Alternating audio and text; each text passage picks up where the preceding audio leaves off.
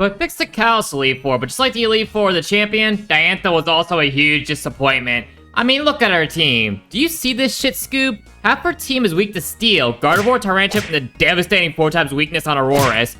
Then the fossil Pokemon are both weak to fighting, and once again, Aurorus has a 4x weakness to it. Despite the huge weaknesses, her team also just has bad Pokemon. Aurorus, I love you, but your type sucks, and Gourgeist is the worst grass ghost type introduced in X and Y. The rest of the team is not that bad, but there's also a lot of type overlap between the two fossils and Goodra and Tyrantrum. So yeah, her team is awful. There's to be fixing here. Let's get into it.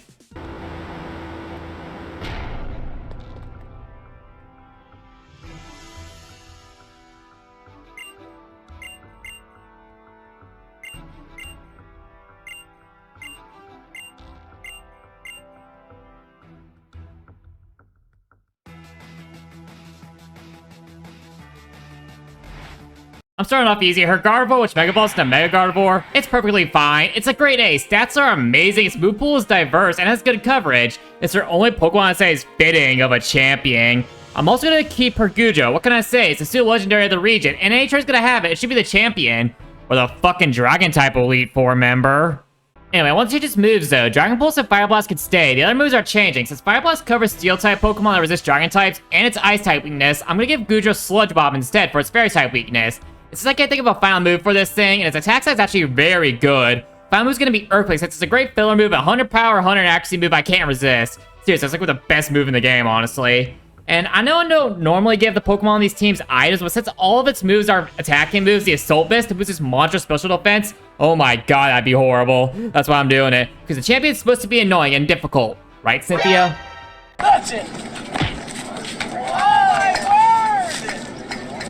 So normally the champions have Pokemon from their region, i.e. Pokemon introduced in that generation, but besides Johto, Kalos is probably one of the worst sets of Pokemon ever added. It doesn't help they only added 88 new Pokemon this generation, the least amount of all Pokemon. So did we choose between Gen 6 Pokemon only? Its slim pick is to do for Hybrids with the Elite Four and Gym Leaders. So I'm gonna use any Pokemon from X and Y, and even then, the sex is kinda meh. So her theme is Noble and Royal Pokemon, and Pokemon you wanna bang. But fuck themes, we're here to make this champion actually good, so our next team will be Ferrothorn. If you ever play competitive Pokemon, you know this terror this thing spreads in its wake. I am an omnipotent god. No one can touch me or my unlimited power. Charizard, use flamethrower! Wait, what'd you just say? Not bad, kid. Anyway, only weaknesses are fighting and fire, with the latter being its only real weakness. And did I mention Ferrothorn is bulky as shit? Yeah, its stats don't lie, neither do I. No, I do lie. Anyway, its moves will be Gyro Ball, Power Whip, Curse, and Leech Seed. This moveset sounds familiar. It's the exact same moveset for my 8th gym for every type. It's fairly similar, but instead of Explosion, I'm using Leech Seed. Power Whip is the only grass type move attack it learns leveling up. Curse to raise its stats, but also lower its speed, so then Gyro Ball gets stronger, since the slower you are, the stronger it gets. And finally, Leech Seed for sucking you off. Draining your HP. Also, give it the Rocky Helmet and you lose a quarter of your health if you make physical contact with it. So yeah, have fun with that. The next team member will be Vaporeon.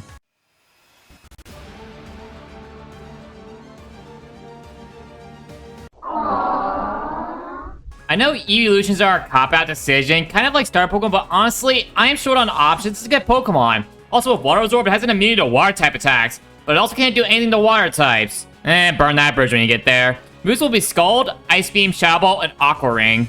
Scald is the best water-type move in the game. Sure, it's not as powerful as Hydro Pump or Surf, but has a chance to burn or anything. Anything to make you weaker for Diantha's sake is needed.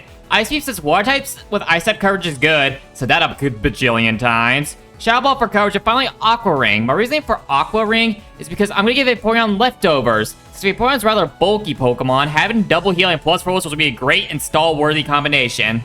The next team member unfortunately has a weakness overlap, but also counters said weakness. It's Gengar. I wanted a more reliable counter to fairy types than Ferrothorn. So with Gengar being a poison type, it provides resistance and a powerful counter and special attack. Not to mention its Ghost typing, and it still has Levitate in this generation, so it provides 3 immunities to normal, fighting, and ground.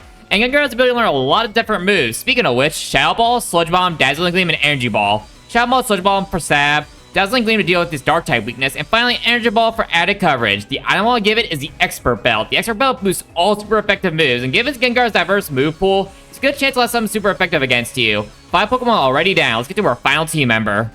You know, none of them this far in, and with Callus's Dex, I can see why your team sucks so bad. Like, without wanting repeats from the Elite Four, and it's with only Gen 6 Pokemon, it's a miracle our team was a complete ass. I mean, granted, having one good Pokemon on your team is better than none.